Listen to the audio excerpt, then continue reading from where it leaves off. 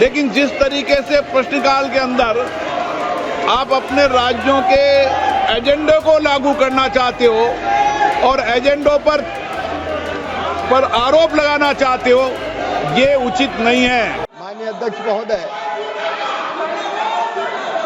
आज भी हमारे देश में खेती पर 50% से ज्यादा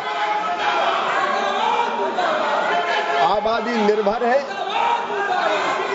और खेती को लाभ का धंधा बनाने के लिए एक नहीं अनेकों उपाय सरकार कर रही है।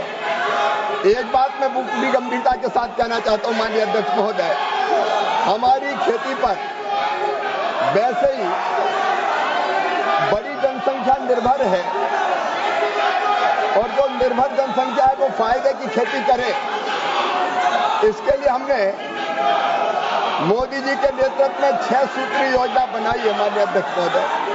एक, उत्पादन बढ़ाना, दूसरे, उत्पादन की लागत घटाना, तीसरे, उत्पादन के ठीक दाम देना, चौथा, नुकसान हो जाए तो उसकी भरपाई करना, पांचवा, कृषि का विविधीकरण और छठवां, जैविक और प्राकृतिक खेती। और मुझे बताते हुए खुशी माननीय अध्यक्ष महोदय कि पिछले 6 साल में किसानों की आय लगभग 60% मोदी जी के नेतृत्व में बढ़ाने का काम हुआ है। 60%।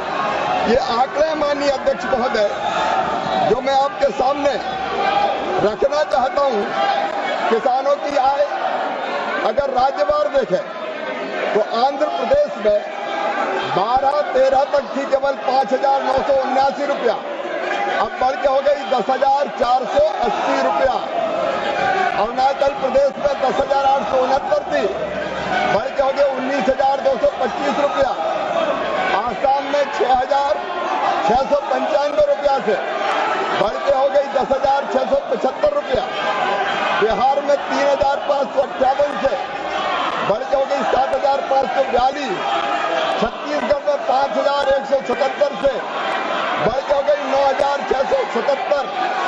गुजरात में 7,929 से 12,231। हरियाणा में 14,434 से 22,841। हिमाचल में 8,777 से 12,153। और इस तरह अगर अखिल भारतीय स्तर पर अगर देखा जाए माननीय अध्यक्ष महोदय, पश्चिम बंगाल में भी 3,890 से 6,742, कुल मिला के 6,426 रुपये से बढ़ के ये हो गई है 10,218 रुपया।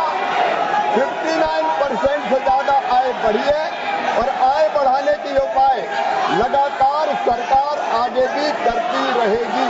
हाँ, इतना जरूर है माननीय अध्यक्ष महोदय कि कृषि से जनसंख्या का बोझ घटे और कृषि कार्य के अलावा बाकी कार्यों में भी अगर एक किसान के 3 बेटे हैं तो 2 खेती करे, एक किसी दूसरे काम में जाए। ये प्रयास करना आवश्यक है, उस दिशा में भी सरकार कदम उठाएगी। ये सदस्यगण,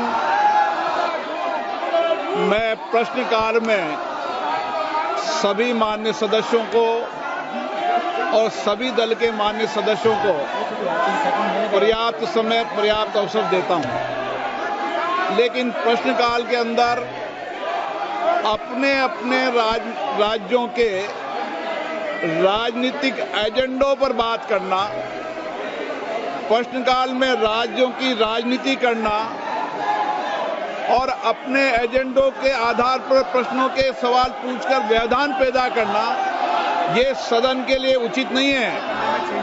प्रश्नकाल आप सवाल पूछ सकते हैं, मंत्री जी की जवाब देते कर सकते हैं, लेकिन प्रश्नकाल के अंदर अपने राज्यों को एजेंडों को, राजनीतिक एजेंडों को सवाल पूछना, राजनीतिक एजेंडों को लाना, ये सदन की मर्यादाओं के अनुरूप नहीं है। मैं पुनः आग्रह करना चाहता हूं, ये सदन प्रश्नकाल हो चाहे डिबेट हो, सहमति असहमति का है। आप अपना विरोध व्यक्त कर सकते हो, असहमति व्यक्त कर सकते हो, लेकिन जिस तरीके से प्रश्नकाल के अंदर आप अपने राज्यों के एजेंडे को लागू करना चाहते हो और एजेंडों पर आरोप लगाना चाहते हो, ये उचित नहीं है। मैं पुनः आपसे आग्रह करता हूं, आप अपने अपने सीट पर जाकर बैठिए। मैंने सभी को पर्याप्त समय पर्याप्त अवसर दिया। आप फिर आग्रह कर रहा हूं, अपनी सीट पर जाके बैठिए। सदन की कार्रवाई, आप प्रश्नकाल नहीं चलाना चाहते, आप सदन में नियोजित तरीके से व्यवधान गतिरोध पैदा करना चाहते हैं, ये उचित नहीं है। सदन की कार्रवाई आज 12 बजे तक के लिए स्थगित की जाती है।